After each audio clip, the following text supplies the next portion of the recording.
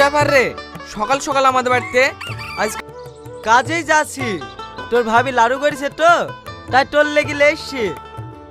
গো, এ তো শফিক এসছে, কিছু সাইড খেতে দাও। না না, আমি রোজা আছি, তুই জানিস নি? আরে ছিসি, তোদের রোজা শুরু হয়েছে তো আমার মনেই নাই। খাওয়ার কথা বলিস, কিছু মনে করিস নি ভাই? আমি তোর কথা কিছু মনে করতে পারি? ঠিক আছে, আমি কাজে চলে গেলাম। দেখি নাড়ু। কি গো, লাড়ুগুলা ফেলি দিলি কেনে? ওই মুসলিমদের হাতে নাড়ু আমি খাবো না।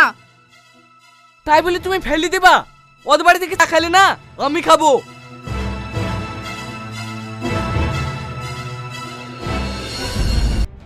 বাবা, আমার জন্য কইছি না, সমাজের দিকে তাকে দেখ, ওরা কি কইছে। কে কি বললো ও আমি দেখবো না। শফিক আমার বন্ধু, বন্ধুই থাকবে।